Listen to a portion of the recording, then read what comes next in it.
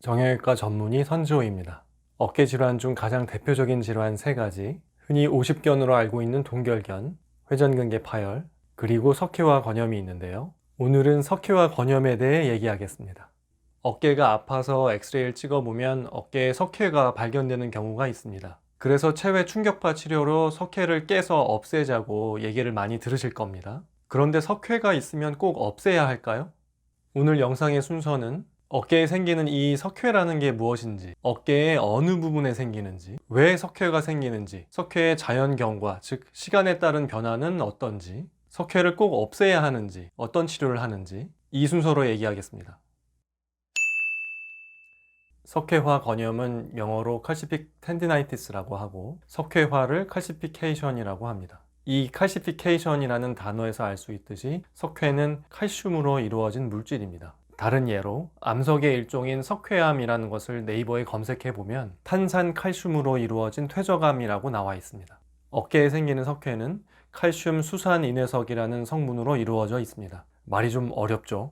석회를 실제 육안으로 보면 흰색의 분필가루 같은 모양이 덩어리져 있습니다. 환자분들께 쉽게 설명하려고 어깨에 돌이 생겼다고 얘기할 수도 있는데요. 석회라고 해서 요로 결석처럼 단단한 돌 같지는 않습니다.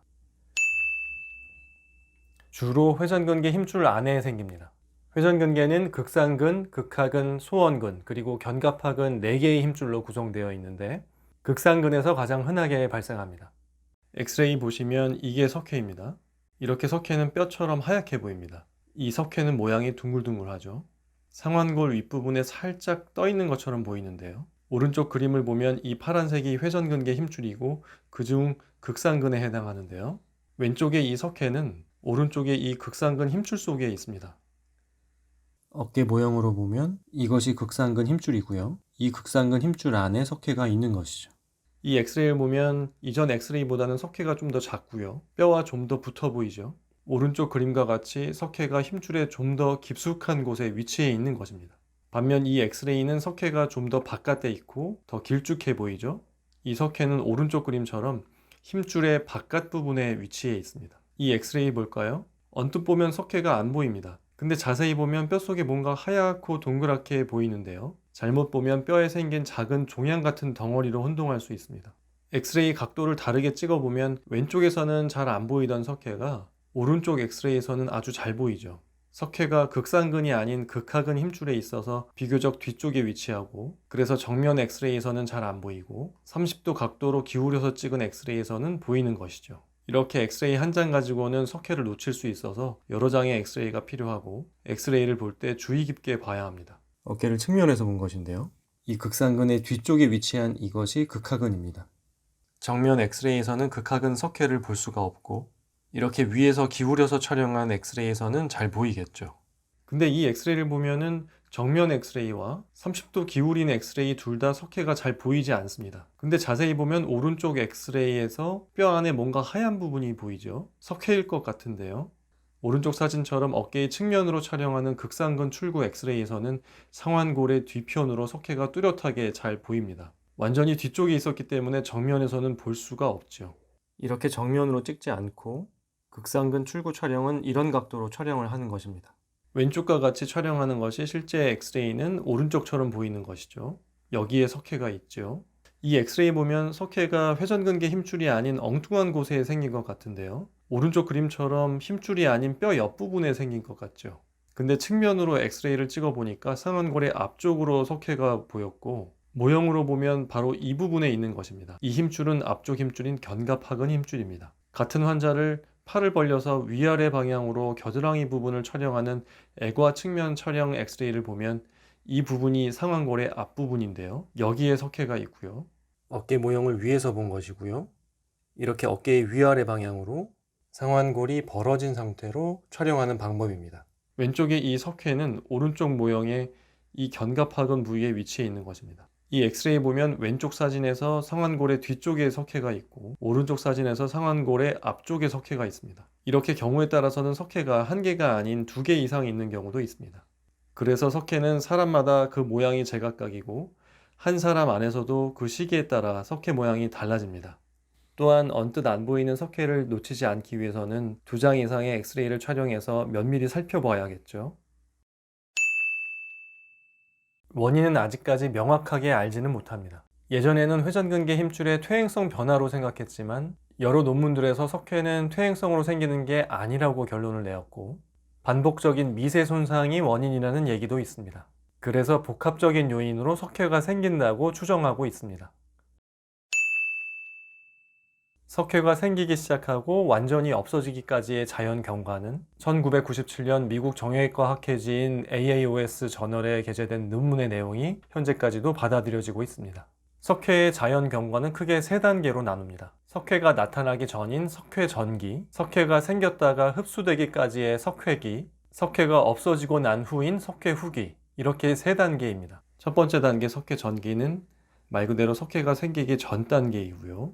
힘줄의 혈액 공급이 줄고 국소적인 압박이 생기면서 힘줄 세포가 섬유 연골 세포로 변하는 걸 현미경으로 관찰할 수 있습니다. 이때는 엑스레이에서 석회가 안 보이고 통증이 없는 단계입니다. 그 다음 석회기는 다시 형성기, 휴식기, 흡수기 3개의 단계로 나뉩니다. 쉽게 말씀드리면 석회가 만들어지는 형성기는 석회가 생기기 시작해서 점점 커지는 시기이고요.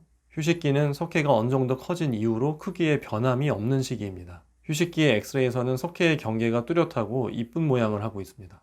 형성기와 휴식기의 석회는 육안적으로 보면 분필가루 같은 모양입니다. 그리고 이 단계에는 만성적인 통증이 있을 수 있습니다. 휴식기를 지난 석회가 흡수되기 시작합니다. 이를 흡수기라 하고요. 우리 몸속 세포인 탐식세포와 다핵 거대세포라는 세포들이 석회를 흡수합니다. 세포가 석회를 흡수하는 흡수기에 아주 극심한 급성 통증이 발생할 수 있고 너무 아파서 밤에 잠을 못 자고 응급실에 가기도 합니다. 이때 석회는 육안적으로 치약과 같은 모양을 보이고 엑스레이에서는 경계가 불명확하고 흐릿해지고 퍼지는 양상으로 보입니다. 왼쪽의 석회와는 다른 모양이죠. 흡수기를 거쳐 석회가 다 없어지고 나면 조직들이 힘줄을 다시 만들어 정상 힘줄로 복구가 되는 석회 후기를 거치게 됩니다. 어깨 석회는 한번 생겼다가 완전히 없어지기까지의 수년의 시간이 걸리지만 결국 자연적으로 없어질 수 있기 때문에 통증만 없다면 석회를 제거할 필요는 없습니다. 석회가 아무리 크더라도 어깨 통증이 없으면 굳이 치료가 필요 없고 나중에 석회로 인한 통증이 생기면 그때 치료해도 늦지는 않습니다. 통증이 다소 있지만 일상생활에 큰 지장을 주지 않는다면 소염 진통제 등의 약 복용으로 우선 치료를 해봅니다. 약으로 통증이 호전되지 않는다면 석회를 없애주는 치료를 하는 게 좋겠고 가장 많이 하는 치료가 체외 충격파 치료죠. 개인적으로 저는 약으로 호전이 없을 경우 주사로 석회를 빼내는 치료를 우선적으로 하고 이후에 체외 충격파 치료를 합니다. 석회 치료에 있어서 중요한 점은 엑스레이상 석회가 있는데 지금의 어깨 통증이 이 석회 때문인지 아닌지를 판단하는 전문의의 진찰 소견이 매우 중요합니다. 예를 들어 어깨 관절 자체의 문제가 아닌 목 디스크 때문에 어깨 통증이 생겼는데 어깨 엑스레이상 석회가 있다고 해서 어깨 충격파 치료만 수차례 한다면 의미 없는 치료만 계속 하는 것이겠고요. 어깨 관절 자체의 통증인 경우에도 석회가 아닌 다른 문제 때문에 아프다면 이때도 충격파 치료 같은 석회 치료는 효과가 없습니다. 예를 들어 엑스레이상 석회는 있지만 현재의 증상이 어깨 관절에 경직이 생긴 동결견 같은 증상이라면 석회 치료를 아무리 해도 통증이 호전되지 않습니다. 이때는 어깨 관절의 경직을 풀어주는 스트레칭 운동이 더 중요한 치료이고 굳어있는 관절이 다 호전된 후에 다시 진찰을 해봤을 때 석회로 인한 통증이 있다면 그때 석회에 대한 치료를 해도 늦지 않습니다. 그래서 진단과 치료에 있어서는 전문의의 진찰 소견이 매우 중요합니다. 다시 정리해보면 엑스레이상 석회가 발견되었을 때 어깨 통증이 없다면 치료가 필요 없겠고 어깨 통증이 있지만 전문의의 진찰상 어깨 관절 문제가 아닌 경우라면 석회 치료는 필요 없고 해당 부위에 대한 치료를 하면 되겠습니다. 어깨 통증이 있고 전문의의 진찰상 어깨 관절 자체의 통증이지만 석회로 인한 통증이 아니라면 어깨 관절의 경직과 같은 문제는 스트레칭 운동 등의 재활 운동을 하고 경직이 호전된 후 석회로 인한 통증이 남아있다면 그때 석회에 대한 치료를 추가하면 되겠습니다. 어깨 통증이 있고 전문의의 진찰상 석회로 인한 통증이 맞다면 석회에 대한 치료를 하는데요. 통증이 경미하다면 우선 약을 복용해서 통증을 경감시켜 보고요. 약으로 통증 호전이 없다면 석회를 빼내는 주사 치료와 체외 충격파 치료를 할 수 있습니다. 만약 이것저것 치료해도 석회가 없어지지 않고 통증이 지속되어서 일상생활에 큰 지장을 준다면 석회 제거를 위한 내시경 수술을 고려할 수 있습니다.